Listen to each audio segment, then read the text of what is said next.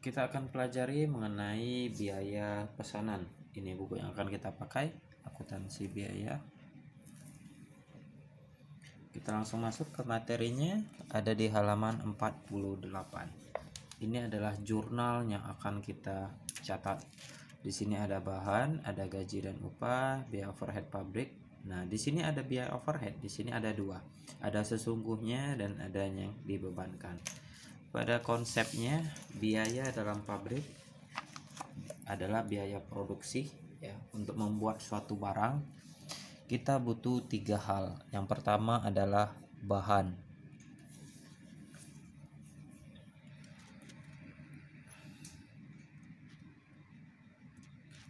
Nah, yang pertama adalah bahan. Bahan ini pun ada dua. Nah, poin pertama adalah bahan baku. Yang kedua ada tenaga kerja langsung. Yang ketiga itu adalah biaya overhead pabrik. Tetapi biaya overhead pabrik terbagi lagi menjadi tiga. Kalau kita kenal ada bahan baku, berarti ada bahan penolong. Bahan penolong itu masuknya ke BOP. Bahan penolong atau bahan pembantu. Contoh bahan penolong ya, kalau kita membuat meja kita butuh kayu. Kayu tersebut adalah bahan baku. Tapi untuk membuat meja tidak hanya butuh kayu saja, tapi kita butuh paku dan juga alat-alat kecil lainnya. Nah, itulah bahan penolong. Paku dan alat-alat kecil yang kita gunakan untuk membuat meja tersebut. Lalu kalau ada tenaga kerja langsung, berarti ada tenaga kerja tidak langsung. Itu masuk ke BOP. Tenaga kerja tidak langsung itu contohnya di dalam pabrik tentunya ada cleaning service, ada juga satpam yang jaga pabrik tersebut, ada mandor dan lain sebagainya. Manajer juga termasuk tenaga kerja tidak langsung. Nah, yang terakhir ada juga BOP lainnya. BOP lainnya ini yang kita sulit untuk melihat atau menghitung dalam satuan produk. Sebagai contoh, BOP lainnya ini adalah biaya listrik. Kalau di dalam pabrik kita tentunya bisa membuat ratusan produk, mungkin juga ribuan ataupun jutaan produk. Tapi kita tidak tahu untuk membuat satu produk itu butuh berapa listriknya, karena listrik ini dipakai secara bersama-sama untuk membuat banyak produk tersebut. Apalagi produknya berbeda-beda, tetapi di dalam pabrik tersebut mesinnya bekerja secara bersamaan. Maka dari itulah kita akan sulit untuk melacak biaya listriknya. Nah, itulah ada BOP lainnya. Jadi biaya listrik dan lain sebagainya itu masuk ke BOP lainnya. Nah, sekarang yang jadi perhitungan di sini, ini BOP-nya ada dua. Ada biaya overhead sesungguhnya, ada biaya overhead dibebankan. Dalam artian seperti ini. Sesungguhnya itu berarti biaya yang benar-benar keluar. Sedangkan kalau yang dibebankan itu berarti kita anggaplah memperkirakan berapa biaya yang akan keluar. Sebagai contoh, kalau kita membuat suatu produk, terkadang kita juga harus memikirkan berapa biaya yang pasti keluar. Karena kita terkadang kita tidak akan tahu berapa biaya yang akan keluar kalau barang tersebut belum selesai. Tetapi kita kalau dapat pesanan, tentunya kita harus bisa menentukan berapa biaya yang akan keluar sehingga kita bisa menentukan penjualan, berapa harga jualnya. Nah, kita kan tidak mungkin menunggu barang tersebut selesai terlebih dahulu baru kita menentukan harga jual. Maka dari itulah kita akan menentukan biaya yang dibebankan. Nanti bahannya sudah kita pertimbangkan, gajinya sudah kita pertimbangkan, overhead yang dibebankan juga sudah kita pertimbangkan, barulah kita bisa menentukan harga jualnya berapa. Nah, nanti pada saat barangnya sudah selesai, kita barulah tahu berapa BOP yang sesungguhnya. Nah, itulah masuk ke biaya overhead sesungguhnya. Jadi pada intinya sesungguhnya ini yang benar-benar terjadi, yang benar-benar keluar. tetapi yang dibebankan itu kita memperkirakan saja dulu. Jadi anggaplah walaupun barangnya belum selesai, kita memperkirakan berapa BOP yang diperlukan. Nanti kalau barangnya sudah selesai, barulah kita bandingkan yang benar-benar terjadi sama yang kita perkirakan. Jadi anggaplah ini kita menebak. Tetapi untuk menebak kita tidak bisa asal menebak saja, bisa saja kita memperkirakan itu menggunakan pengalaman di masa lalu atau perhitungan-perhitungan di dalam suatu perusahaan. Jadi ada ilmunya tersendiri. Nah, sekarang kita langsung masuk ke contohnya. Pertama adalah penggunaan bahan. Di sini sebagai contoh di halaman 50 ada pembelian bahan sebesar 140.000. Jadi kita catat kembali ya urutannya. Untuk memproduksi suatu barang itu butuh yang namanya bahan, ada upah atau tenaga kerja, dan juga kita butuh biaya overhead pabrik. Nah, di sini bahan yang kita beli adalah 140.000. Jadi kalau beli bahan, jurnalnya seperti biasa, bahan pada utang usaha. Kita catat bahan pada utang senilai 140.000.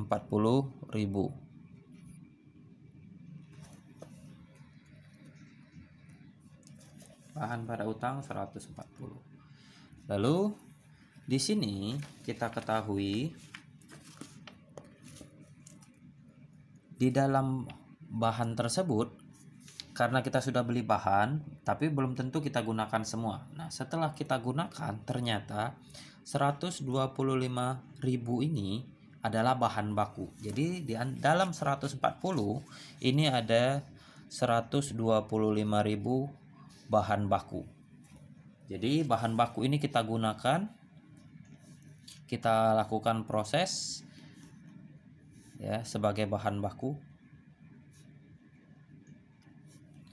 Nah, kita gunakan, di sini ada penjelasannya.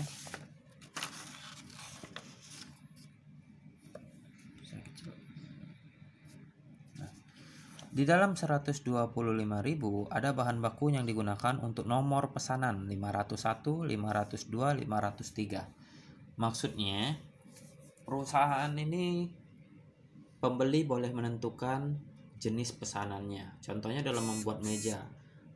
Ada orang yang ingin pesanan nomor 501 bentuk mejanya seperti bulat. Tapi kalau yang nomor 502 dia ingin mejanya bentuknya kotak. Dan kalau nomor 503 bentuknya segi 8. Tentunya kalau berbeda bentuk tentunya butuh bahan yang berbeda dan juga biaya yang berbeda. Nah, pertama kita akan mencatat terlebih dahulu bahan yang baku yang kita gunakan. Di sini saya tuliskan pesanannya nomor 501, nomor 502, nomor 503. Ini anggaplah sebagai catatan kita. Kita butuh bahan. Bahan untuk 501 itu sebesar 50.000. Ya, di sini ada penjelasannya.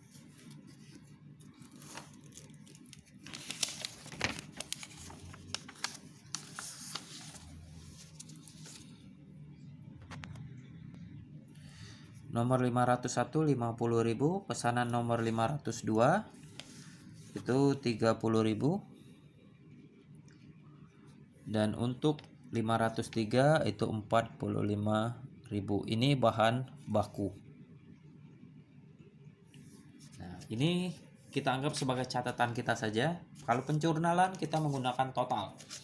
Karena yang digunakan adalah 125.000, untuk bahan baku dia jatuhnya langsung ke barang dalam proses. Jurnalnya karena barang dalam proses berarti barang dalam proses pada bahan 125.000.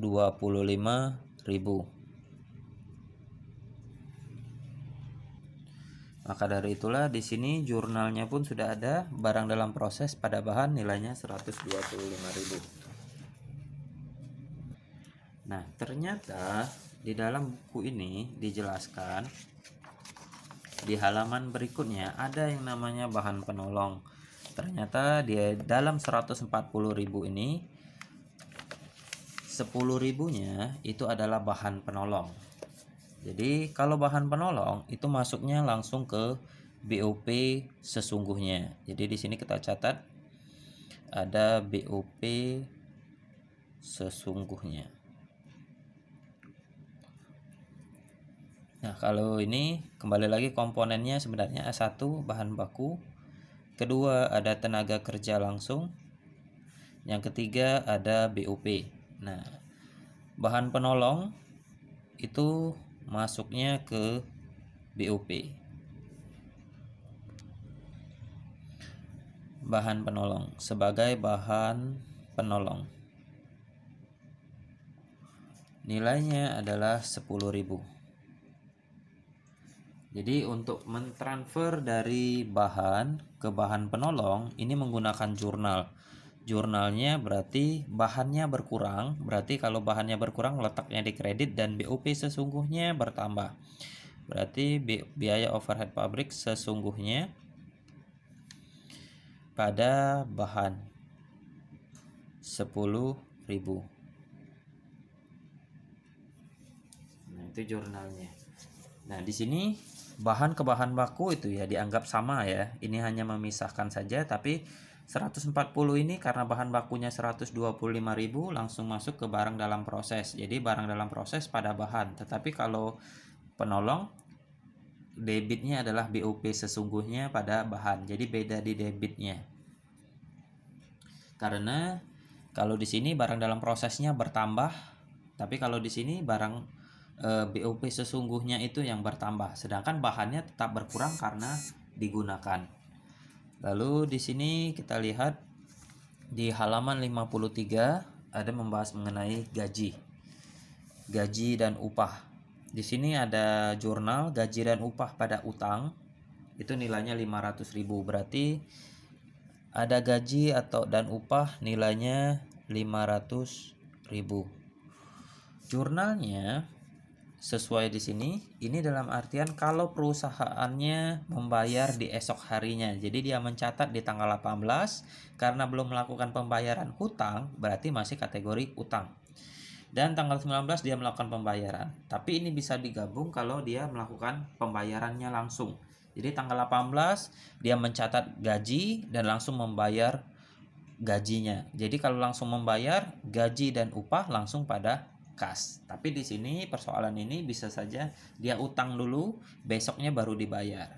Jadi di sini jurnalnya bisa saja gaji 500 pada utang 500. Jadi langsung dibayar, besoknya dibayar, utangnya lunas, utang pada kas 500. Nah, di sini kita belum tahu berapa yang untuk tenaga kerja langsung, berapa yang tidak langsung. Nah, di sini barulah kita pisahkan. Di sini sudah dijelaskan tanggal 21 Maret ini menggunakan kartu jam kerja nomor 501 itu sebesar 225. Nah, kita catat dulu tenaga kerja yang digunakan. Tenaga kerja langsung yang digunakan nomor 501 itu adalah 225.000. Nomor 502 itu 150.000. Nomor 503 itu 75.000. Ini tenaga kerja langsung. Karena kalau tenaga kerja tidak langsung, kita tidak bisa memasukkannya ke 501, 502 ataupun 503. Nah, tenaga kerja langsung bisa kita identifikasi karena tenaga kerja langsung ini orang yang mengerjakan barang tersebut. Jadi kalau contoh meja berarti orang yang mengerjakan meja tersebut.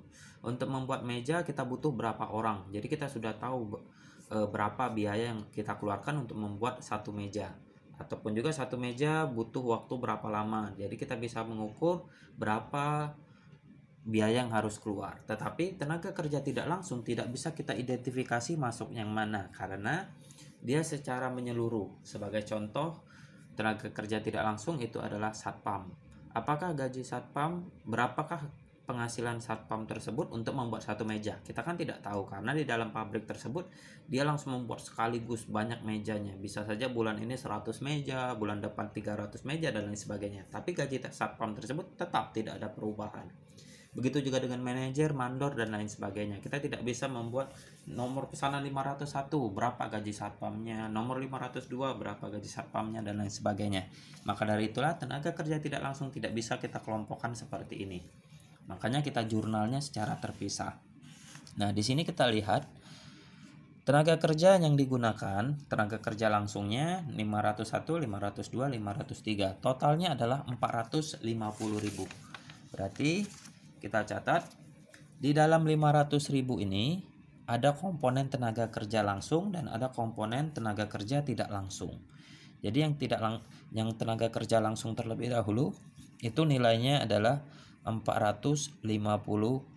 Itu adalah hasil penambahan 225, 150 dan 75.000. Jadi ini akan langsung masuk ke barang dalam proses. Jadi jurnalnya adalah barang dalam proses seperti ini dan gaji dan upah nilainya 450 karena kita sudah identifikasi tenaga kerja langsungnya 450. Jadi barang dalam proses pada gaji dan upah. Gaji dan upah 450. Jadi sama seperti bahan, kalau bahan kreditnya adalah bahan, tapi kalau tenaga kerja langsung kreditnya adalah gaji dan upah. Sesuai dengan pengelompokan ini. Nah, tadi kita mencatat upahnya adalah 500.000, tapi di sini baru 450. Berarti sisanya adalah tenaga kerja tidak langsung. Maka dari itulah di sini kita bisa lihat biaya tenaga kerja tidak langsung diketahui jumlahnya sebesar 50.000. Makanya totalnya jadi 500. Berarti tenaga kerja tidak langsung kita buat garis putus-putus lagi. Kita masukkannya ke poin ke sini. Tenaga kerja tidak langsung nilainya adalah 50.000. Jurnalnya berarti jurnalnya untuk tenaga kerja tidak langsung sama seperti ini. BOP sesungguhnya pada gaji dan upah 50.000. Nah, itulah mengenai tenaga kerja. Jadi kita lihat perbedaannya. Berikutnya adalah akuntansi biaya overhead pabrik, di mana biaya overhead pabrik ini ada yang sesungguhnya dan ada yang dibebankan. Nah, kalau yang sesungguhnya konsepnya sebenarnya hanya mengganti nama bebannya saja karena sudah jelas. Jadi kalau sesungguhnya itu berarti kita sudah tahu berapa uang yang harus kita keluarkan atau berapa biaya yang harus kita keluarkan. Nah, di sini contohnya kita mencatat ada akumulasi penyusutan. Bisa juga kita namakan dengan akumulasi depresiasi. Di sini kita lihat mencatat biaya depresiasi atau penyusutan sebesar 15.000. Di mana biasanya kalau kita mencatat menggunakan pengantar akuntansi itu adalah beban penyusutan pada akumulasi penyusutan. Nah, tinggal kita ganti saja beban penyusutannya jadi biaya overhead pabrik sesungguhnya karena ini sudah jelas berarti tidak perlu dibebankan. Nah, berikutnya ada juga biaya overhead pabrik sesungguhnya pada asuransi dibayar di muka. Ini untuk mencatat biaya asuransi. Kalau kita kenal di pengantar akuntansi, kita kenal jurnal beban asuransi pada asuransi dibayar di muka. Nah, bebannya tinggal diganti menjadi biaya overhead pabrik sesungguhnya. Nah, di sini ini adalah contoh dari BOP lainnya. Jadi BOP lainnya itu masuknya ke sini. Ya, itu poin ketiganya. Jadi ini saya kasih poin lagi 1. Tenaga kerja langsungnya 2. Dan BOP lainnya 3. BOP lainnya. Jurnalnya simple sama seperti ini, debitnya BOP sesungguhnya semua, tinggal kreditnya saja apa. Contohnya tadi adalah BOP sesungguhnya pada akumulasi depresiasi. Ini contohnya saja. Dan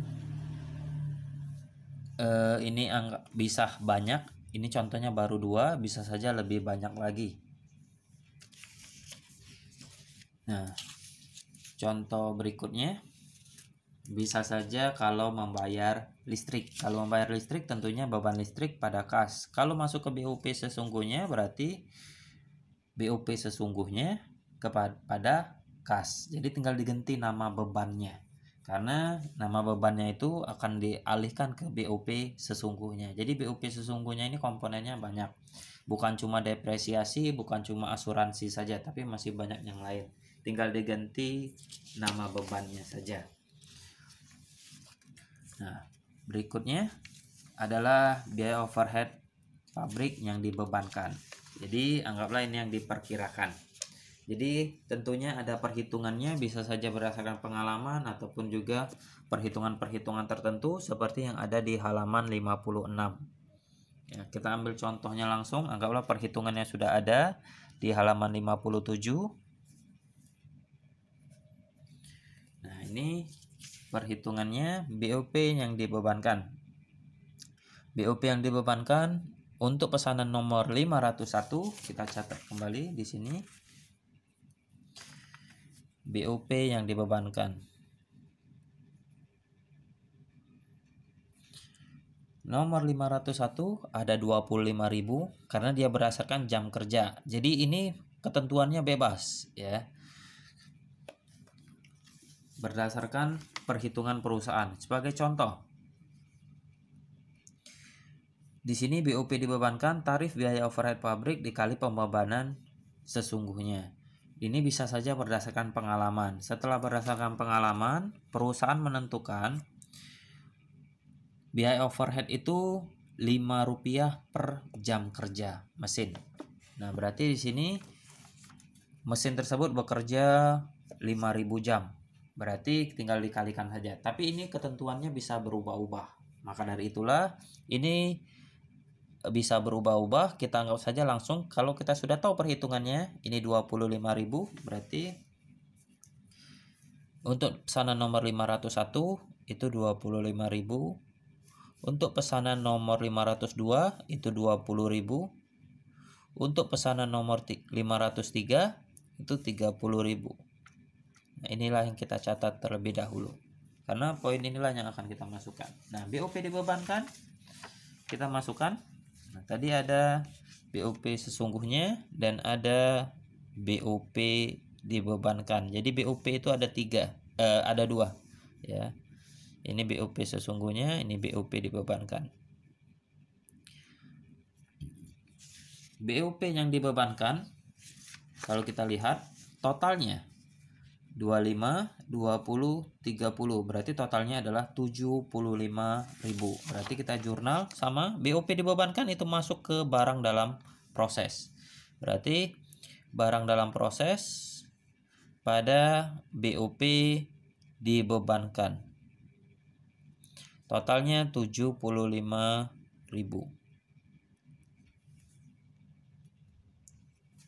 Nah, maka dari itulah di sini sebenarnya ini stop ya. Bagian BOP sesungguhnya ini stop sampai sini saja dulu.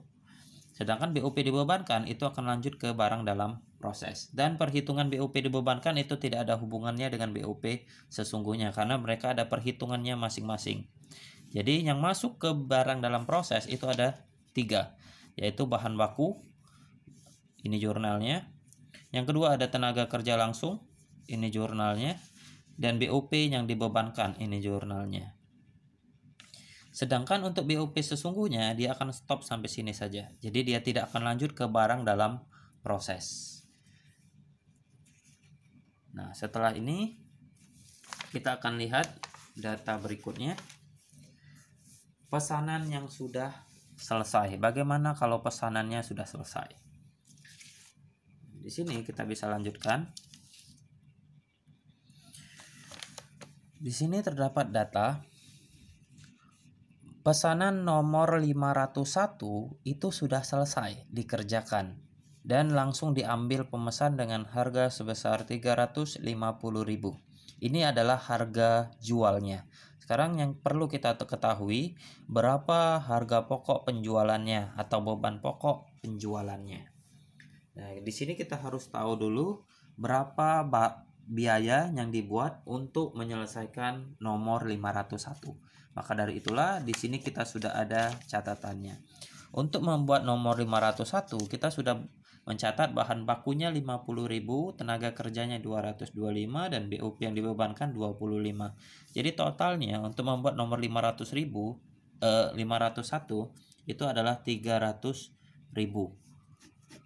Berarti kalau barang ini sudah selesai, ya, barang dalam proses ini sudah selesai berubah menjadi barang jadi, untuk nomor 501 itu totalnya adalah 300.000. Maka barang dalam prosesnya berkurang 300.000 berubah menjadi barang jadi sebesar 300.000. Nah, kalau sudah, barulah kita mencatat penjualannya. Pada saat kita mencatat penjualan, ini piutang atau kas tergantung dari pembayarannya. Kalau dia melakukan pembayaran secara tunai berarti kas pada penjualan, tapi kalau dia belum membayar masih melakukan secara kredit berarti piutang pada penjualan senilai 350. Sedangkan jadi harga pokok penjualan tentunya barang ini 300.000. Jadi barang jadinya berkurang, hilang. Jadi anggaplah ini waktu masuk di gudang. Setelah masuk di gudang, barang ini akan kita jual, berarti barang jadinya langsung hilang, masuk ke kredit 300.000 dan kita jual dengan harga 350.000. Jadi ini adalah penjualannya, sedangkan ini barang jadi yang kita jual. Tentunya ini pasti sama, ya. Karena barang inilah yang kita jual. Beda kalau ini untuk membuat beberapa barang. Nah, ini hak baru mencatat pesanan nomor 501. Berikutnya, di sini kita catat sedangkan pesanan nomor 502 belum selesai dikerjakan. Berarti ini belum kita tidak perlu dihitung juga tidak masalah karena ini belum selesai. Lalu pesanan nomor 503 sudah selesai. Berarti biayanya komponennya ini tadi. 45, 75 dan 30. Berarti tinggal kita totalkan. Hasil totalnya adalah 150.000. Nah, sekarang karena barangnya sudah selesai, kita catatlah barangnya terlebih dahulu. Barang jadi pada barang dalam proses 150.000. Nah, ini belum melakukan penjualan. Nah, ternyata di tanggal berikutnya diambil oleh pemesan dengan harga 175. Barulah kita lanjutkan. Piutang pada penjualan atau kas pada penjualan sebesar 175.000, ini sesuai harga jualnya, dan barang jadinya akan hilang di 150 karena kita tadi buatnya dengan harga 150. Nah, jadi pada intinya ya, jurnal yang pertama, jurnal yang sampai sini ini pada saat barangnya selesai. Kalau barangnya belum diambil pembeli atau belum dijual, berarti stop sampai sini. Tapi pada saat pembeli datang dan menyerahkan uang, barulah kita mencatatnya seperti ini dengan menggunakan metode perpetual. Makanya ada harga pokok penjualan. Nah, kalau tadi nomor 503 karena belum diambil maka stop sampai sini. Tetapi kalau sudah diambil langsung 2 jurnal tambahan. Nah, maka dari itulah pentingnya untuk mencatat poin ini. Walaupun pada saat di awal kita tidak pernah menjurnalnya. Nah, jadi pada intinya ini bahan baku, tenaga kerja langsung dan dibebankanlah yang masuk barang dalam proses dan kita perhitungkan menjadi barang jadi sesuai dengan pembuatan tabel ini. Jadi tabel ini anggaplah ini tidak kita jurnal, tapi akan kita butuhkan pada saat barang tersebut sudah selesai dan barulah kita jual. Maka dari itulah ini penting untuk dilakukan pencatatan. Jadi anggaplah kalau kalian latihan, ini silakan kalian catat di kertas kosong agar pada saat barangnya tersebut terjual, ini bisa kalian lihat kembali untuk tahu berapa barangnya kalau sudah menjadi barang jadi. Lalu fungsinya apa? BOP sesungguhnya yang dibebankan pada saat di akhir periode itu bisa saja kita bandingkan.